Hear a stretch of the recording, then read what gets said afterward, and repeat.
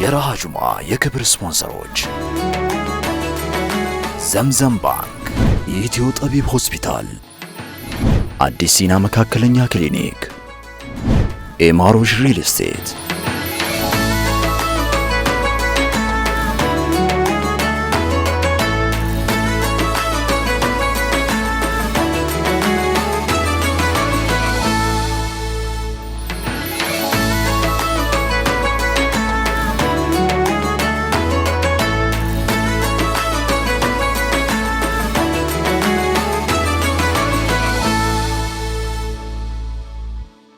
بسم الله الرحمن الرحيم الحمد لله الصلاة والسلام على رسول الله وعلى آله وصحبه ومن والاه أما بعد فسلام الله عليكم ورحمة تعالى وبركاته كبراتنا كبران تملكاتوቻችን እንደምን አላችሁልን ሳምንታዊው ራሃ ጁምዓ በጁምዓ ቀን በዒዳችን እነሆ ሰዓቱን ጠብቆ ወደ እናንተ መድረሱን ጀምሯል ዒድኩም ሙባረክ እንላለን ጁምዓቱኩም ሙባረከ አዎ ሰዓቱ የራሃ ጁምዓ ፕሮግራማችን ነው ዛሬም እንግዲህ የተለያዩ መሰናዶችን ይዘን ወደ እናንተ መተናል አብዱራህማን ጣሂር አዩብ አደም ፉአድ አደም እናንተን ያስተናገድን ቆይታ የምናደርግ ይሆናል ኡስታዝ ፉአድ እንዴት ነው የሰሞኑ ብርድ ፎጣ አስለብሶ አንተ በሙቀት ይበርዳል ነገር ነው ወይስ በብርድ ይሞቃል ነገር ነው ምን መሰለ ረሃ ላይ ፈታ ብለህ ነው አቀማመጥ ዩኒፎርም አንድ አይነት መሆን የለበትም ከሚል አንፃር ነው ጣል ያረኩት እንጂ በርድ አይደለም ውስጥ ላይ ምንም ቢፈጠር አይደለም ጥሩ ስሜት ላይ ያለው ፍሩንት ላይ ያለው ለብርድ ለብሰው ከሆነ እንደናረጋግጥ ብለን ነው በርግጥ የተወሰነ የዝናብ ድባብ ምናምን ይታያል አንዳንድ ቦታዎች ላይ ክረምት ሳይገባ የገባ በሚመስል መልኩ ግን ያ ሙቀቱን ለማቀዝቀዝ ስለሚጠቅም አለባበስ ግን ካልካ አይቀር አሁን የከተማ ልጅ ስትሆን አዲስ አበባ ላይ ስትሆን ከተማ ስል እንግዲህ አዲስ አበባ ነው ማስፈልጊ ነው በዚህ ያዘሽ የአዲስ አበባ ከተማ ልጅ ሙሉ ከተማዎች ስላሉ ማለት ያ እኮ የአዲስ አበባ ከተማ ልጅ ስትሆን አየም የአዲስ አበባ ልጅ እስከማቆም አሁን ለከፋፈል ይቅር ትላለህ አይ ነው ይሄ እንደዚህ ሻል ሽርጥ አላህ እንዴት ነው አንተ እኔ አሁን በጣም ይከብደኛል እንደ ነገር በዚህ ነው የሚደረገው ልል ይችላልና ሻል እንኳን በተመቸ ነው ታረጋው ግን ለይተኩል ይመቻል ነው ሻሉ ያው ሽርጥ እሁድ ቀን ለምሳሌ ቤት ውስጥ ስትሆን ጁምዓ አሁን እኛ እንግዲህ ጁምዓ ፈታ እያለን ነውና ምን አይነት አለባበስ ይለያያል ብዬ እኔ ለምሳሌ የኔን የጁምዓ ድሬሲንግ ኮድ ብነግርህ አሁን አይደለም ገና ሃይ ስኩል ተማሪ ያለው በጣም እቸገር ነበር ዩኒፎርም ለብሰን እንሄድና ግን ኮፍያ ለብሳለሁ ኦኬ ጸጉሬ እኮ እንደዚህ ይሸሸው በምክንያት ከዛ ካምፓስ ከገባን በኋላ ግቢ ስገባ ደግሞ ፉሊ ጁምዓ ያለ ምንም እንትን ቶብ ነው ለብሰው ግን ሱዳኒም አለ ለበል ሁሉም አይነት አሽካል አልዋን ከሞሮኮ ከሱዳን ከቻድ ከናም ሁሉ አድርጌ ነበር የምለብሰውና ኦልዌይስ በቃ ስገባ ክላስ ውስጥ ነጭ በነጭ ተጠምጥሜ ኮፍያም ከሆነ ኮፍያ አድርጌ ምናምን ነው እንትን ማደርገውና ይሄ ልጅ ምናምን ይባል ነበር በፊትም ራሱ ትዝ ይለኛል ቢን መሊክ ወንድም ቢን መሊክ አብዱ እሱ ማስተርሱን እየሰራኛ እንትን ዲግሪ ተማሪ ሆነን ነበርና አንተዋወቅም ግን በሩቁ ያየ ይሄ ነገርኛ ልጅ ነገር ፍለጋ ነው እንደዚህ የሚለብሰው ያደረገ እና ከዛ ጊዜ ጀምሮ የቀጠለ እስካሁን ድረስ በተለየ ምክንያት ከሌለ ወይም በዲዩ በአጋጣሚ ሆኖ ካልሆነ በስተቀር ነጭ ልብስ ቶብ ያለው ጥምጣም የተካተተበት አንዳንዴም ሻል ጣል የተደረገበት ኮፍያ ያለበት አለባበስ ነው የምለብሰው በጁምዓ ላይ ማለት ነው አልፎ አልፎ በሆነ ምክንያቶች ላይለበሱ ይችላሉ እና ካልቸሩንም ደግሞ ዲስፕሌይ ማድረግ ነው በዛንያ ነው አንተ ንያ ነው አንደኛ የሀገር ውስጥ ካልቸር አለ ሁለተኛ ዓለም አቀፍ ካልቸሩም አለ እንደ ሙስሊም ታውቃለህ ኢንተርናሽናል ብራዘርሁዱን አስጠብቆ መቀጠል ያስፈልጋል የኢትዮጵያ ሙስሊም ጎረቤት ካለው ከጅቡቲ ሙስሊም ጎረቤት ካለው ከሱዳን ሙስሊም ላይ ካለው ከኤርትራ ሙስሊም ዓለም አቀፋዊ ስለሆነ እስልምና ያን ለመፍጠር ማሳየት ይፈልጋል የደረሰብህ ነገር የለም አንዴ ብቻ በአጋጣሚ ጁምዓ ቀን ከአንድ የመንግስት ኃላፊ ጋር እንትን ነበር ማለት የመንግስት ኃላፊነት ቦታ ላይ የሚገኝ አንድ ግለሰብ ጋር ስብሰባ ማድረግ ግድል ገጥሞን ነበርና ጁምዓ ቀን ሆነ እኔ ደግሞ ያን ቀን አለባበሴ ነው የለበስኩት ምን መሰለ የፓኪስታን የሚባለው ጀለቢያ አለ ከታች እንትን አለው ሱሪያ አጥር ትላለች ከዛ ሻል ጣል አድርጌ ያለው ከዛ ከላይ የአፍጋኒስታን ኮፍያ ፓኪስታን አፍጋኒስታን አፍጋኖች እንደዛ ነው ፓኪስታን እቺ ጀለቢያዋ ተመሳሳይ ነች አንድ ነች ግን ኮፍያዋ በብዛት ሁሌም ካሜራ ላይ ወይም ምስል ላይ የሚታዩት ሰዎች በተለምዶ መጠሪያቸው የሆነበትን አይነት በቃ አሸባሪ ምናምን የሚባል እነዛ ነውና የካቡል ተወካይ እሷን ኮፍያዋን ድርግም አድርጌ ለብሼ ሻሏን እዚህ ጋር ጣል አድርጌ ከዛ ምርኩዝ ይዣለሁ ከዛራ ይዣለሁ በቃ የሚያምር ቀለበት እንትን አድርጌው ስመጣ ድንግጥን ያሉ ደግሞ የተከታተርነው ሆቴል ስካይላይት ሆቴል ነው ከመንግስት ኃላፊ ጋር እንደዚህ ለብሰ መቀመጥ ምንድነው የሚፈጥረው ስሜት እኔ ኢንጆይ ያደረኩት ነው ከዛ በቃ እንዴት ተሳቆ ሊቡት ይሄ ኖርማል ነው ይሄለባለስ ሙስሊም ስላልሆነ ኖርማል ነው ይሄ እንደዚህ እሱ የሚያውቀው ይሄንን መስል ኢሚዲየትሊ የሚያውቀው የሆኑ በተደጋጋሚ በአሸባሪ ሚዲያ ላይ የሚሰማው ነገር አለ ምናምን ነውና እቺ አንድ ገጠመኝ ነች ማለት ነው ሌሎቻችን ላይ እስካሁን ዩኒቨርሲቲ ችግር እየደረሰባቸው ነው አዩብንም እኔ ማስተዋወሰዋለሁ በነገራችን ላይ 6 ኪሎ ስንማር የተወሰነ ዓመት ትንሽ ቀደም ይላል እሱ ደርሼበታለሁና እኔ 6 ኪሎ የተማርኩት እሱ 5 ኪሎ ነው በሆነ መልኩ ፕሮግራሞች ላይ ሊሆን ይችላል ወደ 5 ኪሎ ወረድ ስንል አይዋል በአዘቦትም እንዲሁ ኮፍያ ምናምን የማድረግ እንትን አለውና ትልቅም ሰው የሚያስመስለው ነበር በቃ መንፈሳዊ አይነት እንትን አለው ተባባለስ ከተማሪነት እንትን ያለ ማለት ነገር አለው ፈርጠም ያለ ነው ሰው ነው ታውቀዋል እኔ ጥሩ ነው የጁማ አለባበስ እኔ ጁማ አለባበስ እንኳን ብዙ ጊዜ እንደዚህ ያው ስፔሻል እንትን ካልሆነ በስተቀር ያው የስራውን አይነት አለባበስ ነው የምለብሰው ግን ቤት ጀለቢያ ለብሳለሁ ብዙ እንደውም ጓደኞቼ ሁሉ የቀራሊ ጓደኞቼ ምን ነው እንደሱ ብትለብሱ ምናምን ይላሉ ዩኒቨርሲቲ ተማሪ ያለን ግን ጁማ እንለብስ ነበር ኢሚዲየትሊ 7 ሰዓት ተኩል ክላስ ስለሚጀምር ከመስጊድ እንደመጣን እንትን እናደርጋለንና አንዳንድ መምህራኖች እንትን የሚሉ አሉ ደስም የሚላቸው ግን አሉ አንዳንድ እንደው ሌላ እምነት ተከታዮችም ሆነው እንትናችንን ይሄ የሃይማኖታዊ ነገሩን ማንጸባረቃችን ምናምን ብዙም ይከፋቸው እንዳሉም ሆኖ ግን ሰፖርት የሚያደርጉ ሰዎች ማለት ግን ያው ለተመልካችም ምናልባትም ደግሞ ይሄን ለሚመለከተውም አካል ቢያስብበት በጣም መልካም ነው ሎክ አእምሮአችን ትንሽ ከፍ ማለት ካልቻለ በስተቀር ዛሬም ቡቲክ ላይ ተንጠልጥለን ያለ ነው አንተ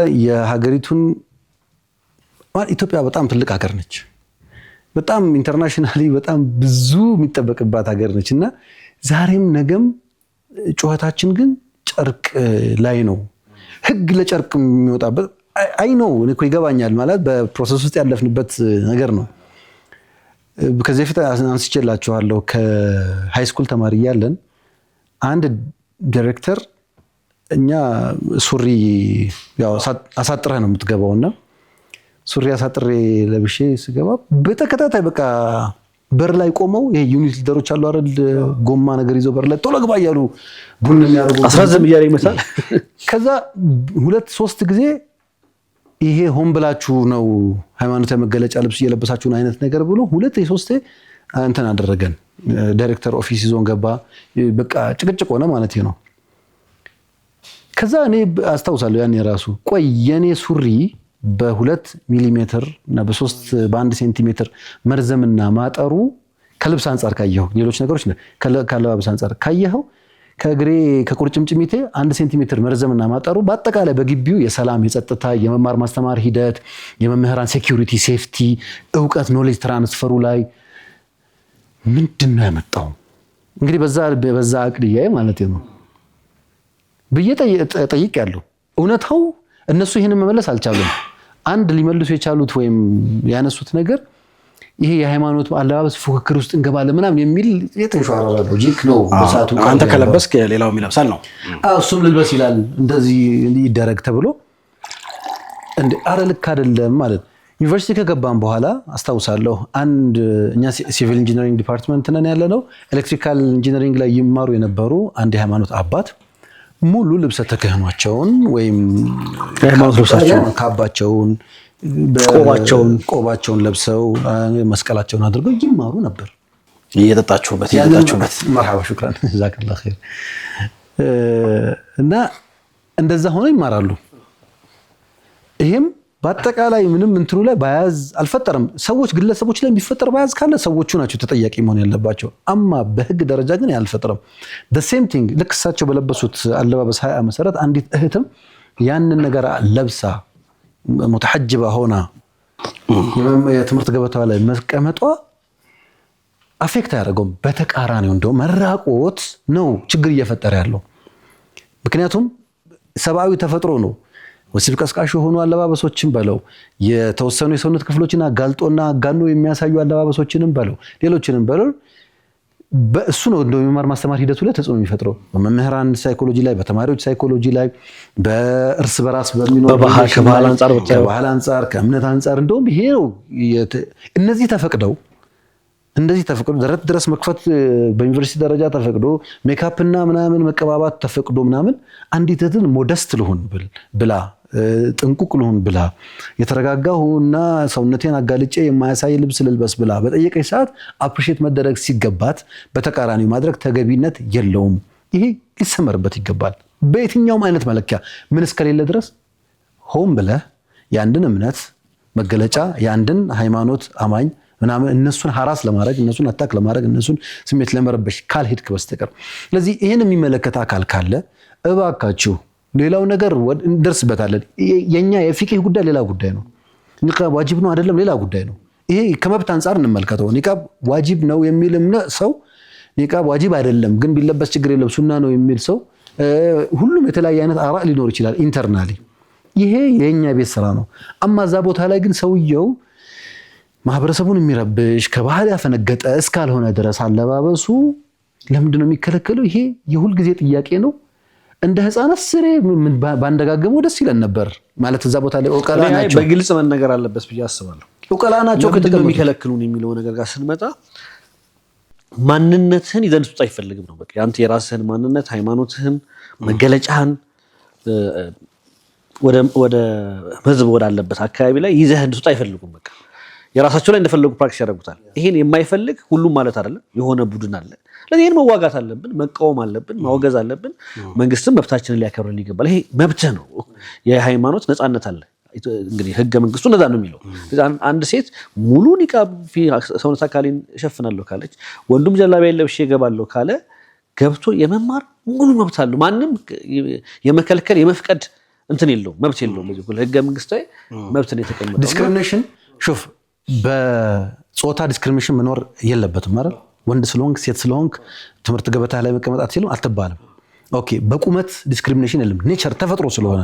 ከዛ እነዚህ ተፈጥሮዎችን እንኳን ትተህ አንድ ሰው በዲሴቢሊቲ እንላለን እኮ በአካል ጉዳተኝነት ምክንያት መገለልና ምናምን ሊደርስበት አይገባም ምናምን ይባላል። የሁሉም ነገር አካታች መሆን አለብህ እያልክ ባለባበስ ምን የተለየ እንትን ስላለው ነው ዲስክሪሚኔት የምታደርገው?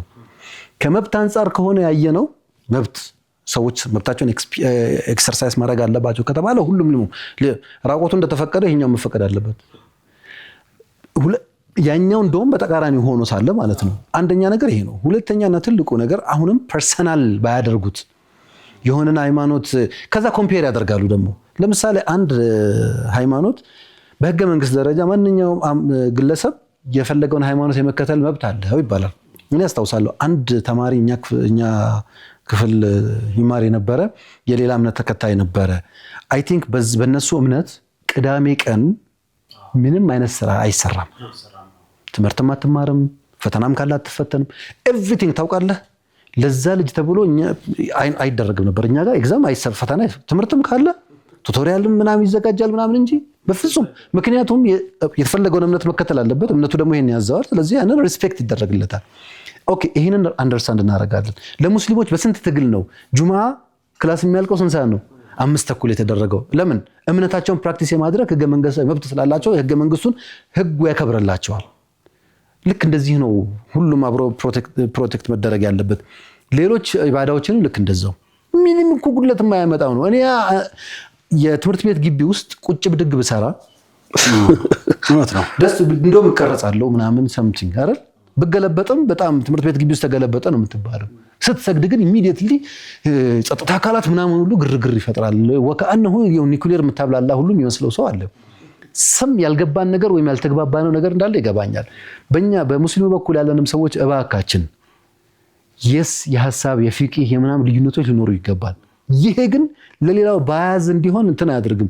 መጥቶ እስልምናን ምንም የማያውቀው አካል ስለ ቢድዓ ስለ ሱና ስለ ፈርድ ስለ ዋጅብ ስለ ምናምን ኤክስፕሌን እንዲያደርግልን መፍቀድ የለብንም። ይሄ የኛ የቤት ስራ ነው፣ የቤተሰብ ጉዳይ።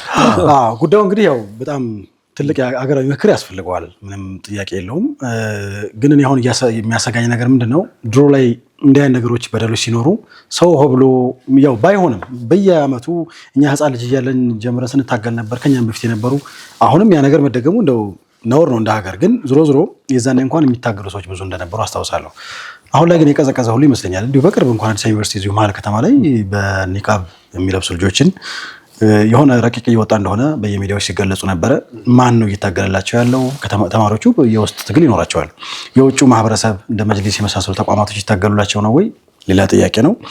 ሌላው አሁንም በሆነ መልኩ የሚመጡ አሉ። አሁን ዩኒቨርሲቲዎች የአዲስ ዩኒቨርሲቲ እናንሳ እንጂ የሆኑ ረቂቆች አሉ። አሁን ወደፊት በግልጽ ዝም ብሎ በጨበጣ የመከልከል አይነት ነገሮች ምናምን አሉና ዞሮ ዞሮ እኛ እንደ ሙስሊም አሁንም እንትን ያደርጋል። ከራሳችን መጀመር አለብን። አንድ አስተማሪ ያስታውሳሉ እኛ ስንማር ካልሰገድን ምናምን ብለን እኛ ስንጣላ እየሰገድን እያለ ሲደበድቡ እነሱ ሰልፍ ላይ እንትን አትበሉ። እኔ አሁን ምሳሌ ከትምህርት ቤት እንደወጣሁኝ 11 ሰዓት እንደወጣሁ ቤት ገብቼ እሰግዳለሁ አይነት ነገር ይላልና እንዳልከው የፊቅሁን የምናምን የልዩነት አጀንዳዎችን ትተን እንትን የምንከራከረው ወይ ደግሞ የምንታገለት አይደንቲቲ ጉዳይ መሆኑን ማሰብ ይኖርብናል። እስኪ እንግዲህ ይሄን ፕሮግራም ስፖንሰር ያደረጉ ተቋማት አንድ ጥያቄ ብቻ ጠይቄ ወደ እንትናችን አንድ ጥያቄ ብቻ በትምህርት ሚኒስቴር ወይም በትምህርት ቤት አስተዳደር መመሪያ ዙሪያ ኮፍያ በፌስ ማስክ ይቻላል አይቻልም?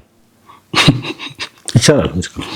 ኬፕ አድርገህ ዩኒቨርሲቲ ላይ ስትንቀሳቀስ ክላስ ውስጥ ምናምን ተውና ጉንፋን ምናምን ፌስ ማስክ ግዴታ የተደረገበትም ዘመን ነበር እና ኮፍያም ስታደርግ ግማሽ እዚህ ድረስ ይሸፍናል። ፌስ ማስክ ስታደርግ እዚህ ድረስ ይሸፍናል። ምንድነው እየታየ ያለው? ኖርማል አይነህ ነው በቃ። ከዛ በኋላ እኮ የቀረ ከፊትህ እኮ የቀረ ነገር የለም። ፌስ ማስክም እንደዚህ ይሸፍነዋል፣ ኮፍያውም እዚህ ድረስ ይሸፍነዋል። ምን አይነህ ነው የቀረው? እና ይሄ ይቻላል ወይ? ስለማላውቅ ነው ይሄንን ጥያቄ ጠይቅ። መልካም እንግዲህ ይቺ የዚች የሻል ጉዳይ ነው ይሄን ሁሉ ያወያየችን። ጥሩ እንኳን ግን የራሳችን መገለኔ ፍላጎቴ ምንድነው? ምኞቴ እንዳዩ መልበስ ነው። ባይሳካልኝ ምኞቴ በምኞት ደረጃ ግን የራሳችን መገለጫ ሊሆን ይገባል። እንደ ሀገርም አለባበሳችን ኢትዮጵያውያን ሙስሊም አለባበስ ምንድነው ቢባል ዝብርቅርቅ ያለ ይመስለኛል። እሱም ሌላ ጉዳይ መፍጠር እንዳለብን ይሰማኛል። ዝብርቅርቅ ያለው ነው። ዝብርቅርቅ ያለውንም ወደ አንድ ልናመጣው እንችላለን ወይ ደግሞ የኢትዮጵያ ሙስሊም የእንትኖቹ ይሄ ነው የእንትኖቹ ይሄ መባል አለበት ሊሆን ይገባል ብዬ ስለማስብ ነው። አላኩልያል ወደ ፕሮግራማችንን እንግዲህ አጋር ወደ ሆኑት ብንዘልቅ መልካም። ይሄንን ፕሮግራም ስፖንሰር ያደረጉ ተቋማቶች አሉ። ከነዚህ ውስጥ ኢትዮ ጠቢብ ሆስፒታል ይጠቀሳል። ኢትዮ ጠቢብ ሆስፒታል አትታመሙ፣ ነገር ግን የጤና እክል ካጋጠማችሁ ወደ እኔ ትመጣላችሁ፣ መፍትሄው እጃችን ላይ ነው ተብላችኋል። በሙያው አንተን ያተረፉ ባለሙያዎች እንዲሁም ደግሞ ዘመኑ ባፈራቸው መሳሪያዎች ታገዘን ህክምናዎትን እናካሄዳለን ተብላችኋል። 74 የሚሰራ ኢትዮ ጠቢብ ሆስፒታል የሴቶች የጤና አገልግሎት በልዩነት ይሰራል። ለህክምና ምቹ የሆነም በራሱ ህንፃ ነው የአገልግሎት እየሰጠ ያለው። አድራሻ መሳለሚያ ሰፈረ ሰላም ይገኛሉ። ወረፋ ለማስያዝ እንዲሁም ደግሞ አጠቃላይ መረጃ ለማግኘት 9000 ላይ አጭር ቁጥር ላይ በመደወል መረጃ ልታገኙ ትችላላችሁ። የዚህ ፕሮግራም ስፖንሰር ስለሆነ ከልብ እናመሰግናለን። ሌላኛው የፕሮግራማችን አጋር የሆነው ደግሞ ዘምዘም ባንክ ነው። የማይነጥፍ የእድገት ምንጭ ይለናል። ዘምዘም ባንክ እንግዲህ በሀገራችን የወለድ ነፃ የባንክ አገልግሎት በመስጠት ግንባር ቀደም እንደሆነ ይታወቃል። ዛሬም እንደ ወትሮው ሁሉ እናንተኑ ለማገልገል አለን ይላችኋል። ቅርብ በሚገኝ ቅርንጫፎች ጎራ ብላችሁ ወይም ደግሞ በዲጂታል አማራጮች እኛን ልታገኙ ትችላላችሁ። የፋይናንሻል አገልግሎትን በሐላል ለመስጠት እንግዲህ ግንባር ቀደም ሆኖ ብቅ ብሏል። አሁንም በተለይ ደግሞ አቅመ ደካሞችንና ሴቶች ላይ ደግሞ ትኩረት በመስጠት በዲጂታል ሰርቪስ በአንሳር ዲጂታል በሚል አፕሊኬሽን አገልግሎት እየሰጠ ነው የሚገኘው። እንግዲህ ፋይናንስ መደረግ የምትፈልጉ ካላችሁ እንደዚሁም ሌሎች የባንኪንግ ሰርቪሶች ማግኘት ከፈለጋችሁ ዘምዘም ባንክ ምርጫችሁ ይሁን ብሎ ፕሮግራማችን ስፖንሰር አድርጎልናል። እናመሰግናለን። ሌላኛው የፕሮግራማችን ስፖንሰር ኢማሮሽ ሪል ስቴት ለ8 ዓመታት 188 ቤቶችንና 123 ቁልፎችን ማስረከብ ችለዋል። 311 ቁልፎችን የኢማሮች የጽናት አሻራ ናቸው። በሰባራ ባቡር፣ በበኒ ኑር ሰፈር፣ ኑር መስጊድ ማለት ነው፣ በሶማሌ ተራ፣ አየር ጤናና ጀሞ የተለያዩ ዲዛይንና የአከፋፈል ዘዴዎች የተዘጋጀላቸው ቤቶችን እያስገነባ ነው። እርሶም የዚህ መልካም አጋጣሚ ተጠቃሚ ይሁኑ ብሏል። የዚህ ኢንቨስትመንት አድራሻ ከባልቻ ሆስፒታል ጀርባ ሳጂዳ ህንፃ። ለመረጃ ለመደወል ካሰባችሁ 6790 ላይ መደወል ትችላላችሁ። ፕሮግራማችን አጋር ስለሆነ ኢማሮሽ ሪል ስቴትን ከልብ እናመሰግናለን። ሌላም አጋራለን እንደዚሁ ፕሮግራማችንን ያበረታልን አዲስ ሲና የውስጥ ደዌ ስፔሻሊቲ ክሊኒክ ነው። ለቤተሰቡ ብርሃን፣ ለስራው ብርታት፣ ለህይወቱ ደስታ መሰረቱ ጤና ነውና ለጤናው በብቃት ልናገለግለው 24 ሰዓት እናንተን እንጠብቃለን ይለናል። እንግዲህ በ0960777222 ወይም በ0960777444 ደውላችሁ ሙሉ መረጃ ማግኘት ትችላላችሁ። 24 ሰዓት የድንገተኛ አገልግሎት እንደዚሁም ሙሉ የጤና ምርመራ ዘመኑን በጠበቀ የዘመኑን በዋጁ የሜዲካል ግብአቶች እንደዚሁም በስፔሻሊስት ሐኪሞች አገልግሎት ይሰጣሉ። አድራሻቸው ለቡ መብራት ኃይል ሐማድ ታወር ግራውንድ ፍሎር ላይ ታገኟቸዋላችሁ። ፕሮግራማችን ስላበረቱ እናመሰግናለን። ሁሉንም ስፖንሰሮቻችንን ከልብ እናመሰግናለን። እናንተም ወዳችሁን መርጣችሁን እየተካተላችሁን ስለሆነ ከልብ እናመሰግናለን። ቀድመን ያነሳነው ሐሳብ አለ። የአለባበስ ጉዳይ በየአካባቢያችሁ እንዳይ ነገሮች ያጋጥማሉ ወይ? ምን ጥረት እያደረጋችሁ ነው? ምን መፍትሄ እንዲመጣ እያደረጋችሁ ነው የሚለውን ጥያቄ ብትመልሱልን ደስ ይለናል። እኛ ደግሞ ተመልሰን እንመጣለን። በያላችሁበት መልካም ቆይታ ይሆንላችሁ።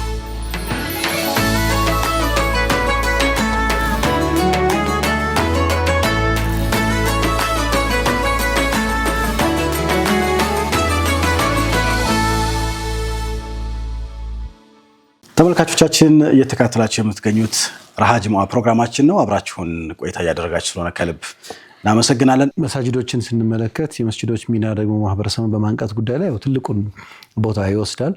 መስጂድ እንደኛ ሀገር ኢትዮጵያ ውስጥ ትልቁ መስጂድ ማን ነው? ትልቅነት ስትል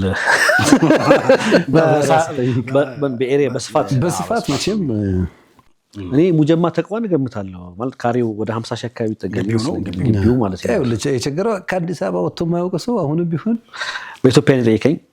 በሀገራችን አክቹአሊ እንትን ቅድም ራሱ እኮ ከአዲስ አበባ ወጣን ብሎ ሰበታና አለም ገና ሲል አዲስ አበባ ውስጥ ያሉ ነበር ይመስለኛል። ምንድነው በሀገራችን በዓለማችን በጣም ሰፋፊ የሆኑ መስጂድ እንትኖች አሉና የዓለማችን ቁጥር አንድ ሰፊው ትልቁ መስጂድ ይታወቃል። መስጂድ አልሐረም ነው። የመስጂድ አልሐረም በጣም ነው የሚያጅበኝ። አሁን ያለበትም ኮምፕሊኬሽኑ እሱን ማስተዳደር እሱን ማስተናገድ ያለው ሐስል በጣም ይታወቃልና ስለሱ እንደው ትንሽ ለተመልካቾች የሆነ ነገር ብናነሳ በተለያየ አጋጣሚዎች ይነሳሉ። ግን መስጂድ አልሐረም ግን ጥያቄውን ሳስመልሰው ዘለ አገራችን አለ ከዛ ነገር መረጃ ስለሌለ ነው። ይሄንን እኮ የምልህ አሁን መስጂድ አልሐረም ላይ የሄድኩት ለምንድን ነው የተደራጀ የተሟላ መረጃ ስላለ እኛ ሀገር ስትመጣ እንጂ አሁን ቱርክ ላይ ስትሄድ ሌላ ዓለም ነው።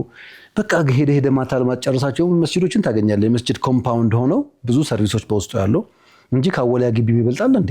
ግን አወሊያ መስጂድ ብቻ ስላልሆነ ትምህርት ቤት በውስጡ ያለበት፣ ሆስፒታል ያለበት፣ ዳር አይታም ያለበት፣ ኮሌጅ ያለበት፣ መዝናኛ ማዕከል ያለበት በጣም ኮምፕሊኬትድ የሆነ እንትን ነው። የመስጂዱን ኤሪያ ብቻ ካልን ያው ሰጋጆች የሚሰግዱባትን ቦታ ብቻ ነው። ግን በመስጂዱ ኮምፓውንድ ስር የተካተቱ ነገሮች ምን ናቸው ብለን ልናስብ ስለምንችል ማለት ነው።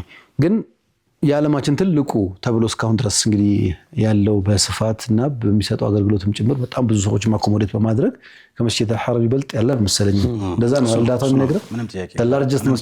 ምንም ጥያቄ የለውም። እና የእሱን ትንሽ እንደው ዳታዎች ሼር ላድርጋችሁ ብዬ ነው። የመጀመሪያው ነገር አሁን በዚህ ሰዓት የስታንድ ባይ ካፓሲቲ የሚባል አለ። አት ታይም ድንገት በቃ ኮንቲኒየስሊ ኢባዳ ቢደረግበት ምን ያህል ሰው ይይዛል ተብሎ ሲባል እስከ 800 ሺህ የሚደርሱ ሰጋጆችን አት ታይም እንትን ያደርጋል። ፒክ ሲዝን በሚባለው ጊዜያት ደግሞ ለምሳሌ በሐጅ እና ደግሞ ረመዳን ላይ በሚኖሩ የዑምራ ስርዓቶች ደግሞ እስከ 4 ሚሊዮን የሚደርስ ሰው ተገፋፍቶ ይሰግዳል። በቃ ውጭውንም በረንዳውንም ላይ ክልሉ ማስፋፋዎችን ከነፎቁ ከነምናምኑ እንትን ያደርጋልና ያ ከስታንዳርዱ ወጣ ያለ እስከ 4 ሚሊዮን ድረስ የሚደርስ ሰዎች ተሳትፎበት እንደሚያውቁ ይዘገባል ማለት ነው። እንግዲህ ይሄ ሁሉ ሰው ወደ ሐረሙ ወይም ወደ ተገነባው ወደ ካዕባ ወዳለበት ቦታ የሚገባባቸው በሮች ኦፕን አይደለም። ያው ታውቃለህ መስጂዱ እንትን አለውና እነዚህ በሮች ብዛታቸው ትልልቆቹን እስከ 210 የሚደርሱ በሮች በዙሪያው አለ።